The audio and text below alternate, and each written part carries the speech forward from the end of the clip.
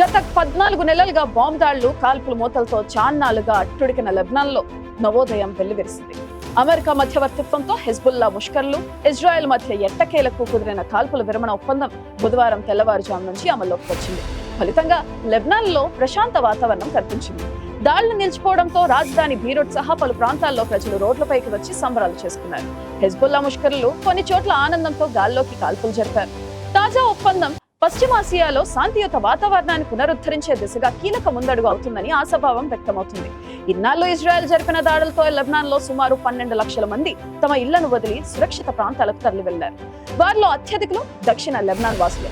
కాల్పుల విరమణ ఒప్పందం నేపథ్యంలో వారు తిరిగి తమ స్వస్థలాలకు పయనమవుతున్నారు. అయితే దక్షిణ లెబనాన్లోని పలు ప్రాంతాలను ఖాళీ చేయాలంటూ తాము గతంలో జారీ చేసిన ఆదేశాలు ఇప్పటికీ అమల్లోనే ఉన్నాయని, వాటిని లెక్క చేయకుండా ఆ ప్రాంతాలకు తిరిగి రావద్దని లెబనాన్ వాసులకు ఇజ్రాయెల్ అరబిక్ మిలిటరీ అధికార ప్రతినిధి అవిచై అడ్రాయి తాజాగా హెచ్చరించడం కలకలం రేపుతుంది. ఆ హెచ్చరికలను పట్టించుకోకుండా తీర పట్టణమైన టైర్, దాని చుట్టుపక్కల గ్రామాలకు అనేక మంది తరలివస్తున్నారు. సుదీర్ఘ దాళ్లు, అపార విధ్వంసం తర్వాత ఇజ్రాయెల్ లెబనాన్ మధ్య కాల్పుల విరమణ ఒప్పందం కుదిరినట్టు స్వయంగా ప్రకటించారు అమెరికా అధ్యక్షుడు జో బైడెన్. ఈ ఒప్పందం సక్సెస్ అయితే ఇజ్రాయెల్ హెజ్బుల్లా మధ్య అసాధారణ పరిణామం చోటు చేసుకున్నట్లే అనుకోవాలి. ఎందుకంటే ఇరాన్ మద్దతిస్తున్న శక్తివంతమైన హెజ్బుల్లా గ్రూప్ లెబనాన్ లో శక్తివంతమైన పొలిటికల్ గ్రూప్ గా ఎదిగింది. ఇజ్రాయెల్ సాంకేతికంగా చాలా ఎదిగి ఉండటంతో వార్ వన్ సైడే అయింది. కానీ వార్ శక్తి సామర్థ్యాలు అంతా తీసివేయదగ్గమే కాదని ప్రపంచానికి తెలుసు. ఐక్యరాజ్య సమితి మధ్యవర్తుల మధ్య కుదిరిన కాల్పుల విరమణ ఒప్పందం అక్కడి వారిలో ఉత్సాహాన్ని నింపింది. అంతకుముందు ఇజ్రాయెల్ ప్రభుత్వం ఆధ్వర్యంలో అత్యున్నత నిర్ణయాధికారి సంస్థ అయిన ఇజ్రాయెల్ మంత్రిత్వ వ్యవస్థ కేబినెట్ లెబనీస్ కాల్పుల విరమణకు అంగీకరించింది. అయితే ఈ ఒప్పందానికి సంబంధించి ఇజ్రాయెల్ ప్రధాని బెంజమిన్ నెతన్యాహు కాస్త కటువుగా తమ ఒప్పందపు నిర్ణయాన్ని వివరించారు. ఈ ఒప్పందం ఎంతకాలం అమల్లో ఉంటుందనేది భవిష్యత్తులో లెబనాన్ అనుసరించబోయే వైఖరిపై ఆధారపడి ఉంటుందని స్పష్టం చేశారు.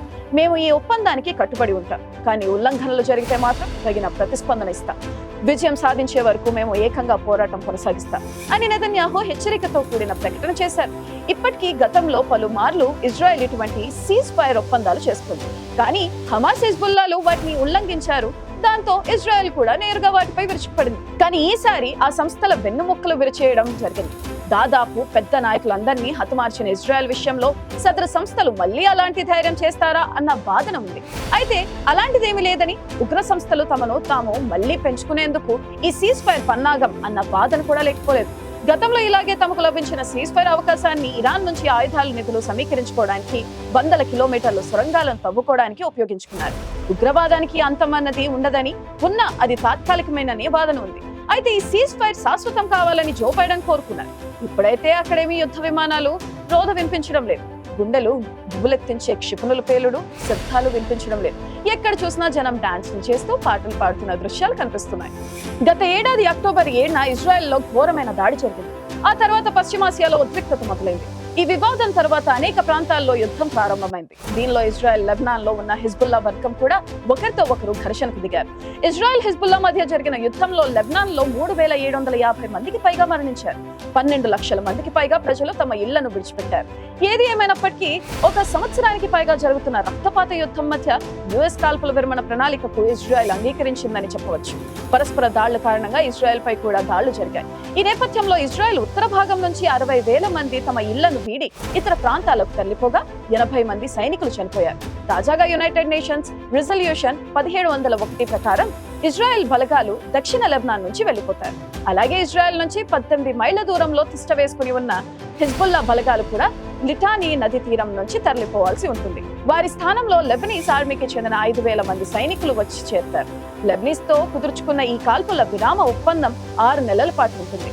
ఈ సమయాన్ని ఇజ్రాయెల్ తనను రెచ్చగొట్టిన ఇరాన్ వైపు దృష్టి సారించేందుకు ఉపయోగించుకుంటుందని భావిస్తున్నారు పరిశీలకులు. లెబనాన్ దేశానికి ఈ ఒప్పందం గత ఏడాది కాలంగా ఎదుర్కొంటున్న విధ్వంసం నుంచి రిలీఫ్ దొరుకుతుంది. ఏడాది పాటు చవి చూసిన హింసను మరిచిపోయేందుకు వీలు కలుగుతుంది. మూసివేయబడిన వైద్యశాలలను, ప్రజాసేవ కేంద్రాలను పునరుద్ధరించుకోవడానికి వీలు కలుగుతుంది. ఈ ఏరియాలో ఇన్నాళ్లు చెలరేగిన విధ్వంసం పక్క దేశమైన సిరియాపై కూడా ప్రభావం చూపించింది. గతంలో తమ దేశంలో జరుగుతున్న యుద్ధం నుంచి తప్పించుకోవడానికి లెబనీస్ బోర్డర్ దాటిన వాళ్ళంతా ఇప్పుడు సిరియాకు వెళ్తున్నారు. ఇజ్రాయెల్ లెబనాన్ మధ్య కుదిరిన ఒప్పందాన్ని యూరోపియన్ యూనియన్ నుంచి మిడిల్ ఈస్ట్ దేశాలైన ఈజిప్ట్, టర్కీలు స్వాగతించాయి. రానున్న రోజుల్లో గాజా పైన చర్చలు జరుపుతామన్నారు బైడెన్. గాజాలోనూ కాల్పుల విరమణ, బందీల విడుదల కోసం తుర్కీ, ఈజిప్ట్, ఖతార్ నాయకులతో చర్చలు జరుపుతామని తెలిపారు. లెబనాన్ సార్వభౌమత్వాన్ని ఇజ్రాయెల్ గౌరవించాలని, తాజా కాల్పుల విరమణ ఒప్పందం కుదరడంలో కీలక భూమిక పోషించిన ఫ్రాన్స్ అధ్యక్షుడు ఇమాన్యుయల్ మెక్రాన్ కోరారు. కాల్పుల విరమణ ఒప్పందాన్ని ఐక్యరాజ్య సమితి సెక్రటరీ జనరల్ ఆంటోనియో గుటెరస్ స్వాగతించారు. అయితే లెబనాన్ తో జరిగిన ఈ ఒప్పందం ప్రభావం గాజాపై కొనసాగుతున్న దాడులపై మాత్రం ఎలాంటి ప్రభావం చూపించదు. అక్కడ ఇప్పటి వరకు అందిన సమాచారం మేరకు ఇప్పటి వరకు 44,000 మంది చనిపోయారు. అందులో ఎక్కువ శాతం మహిళలు, పిల్లలే ఉన్నారు. లెబనాన్ ఒప్పందం తర్వాత అలాంటిదే గాజా ప్రాంతంలో కుదుర్చుకుంటామన్న ఆశాభావం వ్యక్తం చేశారు అమెరికా జాతీయ భద్రతా సలహాదారుడు జేక్ సలివాన్. ఇక్కడ కూడా మరో సీజ్ ఫైర్ ఒప్పందానికి కృషి చేస్తున్నట్లు ఆయన తెలిపారు. నిజానికి ఇంతటి నరమేధానికి, విధ్వంసానికి కారణం గతంలో 2023 అక్టోబర్ 7వ తేదీన హమాస్ మిలిటెంట్లు చేసిన దారుణాలేనని గుర్తు చేసుకోక తప్పదు. ఆ రోజు ఉత్తపుణ్యానికి ఏదో సంగీత కార్యక్రమంలో పాల్గొన్న వారిపై విచ్చలవిడిగా కాల్పులు జరిపి ఇజ్రాయెలీ ప్రజలను బందీలుగా మార్చుకోవడం వారికి శాపమైందని చెప్పాలి. తమ దేశంపైకి దండెత్తుకు వచ్చిన హమాస్ రిబల్స్ చేసిన దారుణ హింసకు చాలా మంది చనిపోగా ఇప్పటికీ 100కు పైగా ఇజ్రాయెలీల మహిళలు, పురుషులు హమాస్ చెరలోనే ఉన్నారు. వారిలో హెజ్బుల్లా మానవ కవచంగా మార్చుకుని వ్యవహరిస్తుంది. ఏది ఏమైనా కర్మ సిద్ధాంతం ఇక్కడ స్పష్టంగా కనిపించింది. ఎవరైతే ఇజ్రాయెల్ను నేలమట్టం చేస్తామని ప్రతిజ్ఞలు చేశారో వారే ఇప్పుడు ఇజ్రాయెల్ చేతిలో నేల కరుస్తున్నారు. ఇప్పటికే వీరి అగ్రనేతలు గుర్తు తెలియని కారణాలతో చనిపోయారు. అయితే వారిని ఇజ్రాయెల్ చాలా స్మార్ట్ అటాక్ చేసి అడ్డు తొలగించుకుందని వారంటున్నారు. మరికొన్ని రోజుల్లో అమెరికా అగ్రనాయకత్వం మారిపోతున్న నేపథ్యంలో ట్రంప్ రాకముందే అన్ని చక్కబెట్టుకునే పనులు చేస్తున్నారు. కానీ ఒక్కసారి ట్రంప్ ఎంట్రీ ఇస్తే ఇక తట్టుకోవడం కష్టమని భావించే వాళ్ళు ఉన్నారు.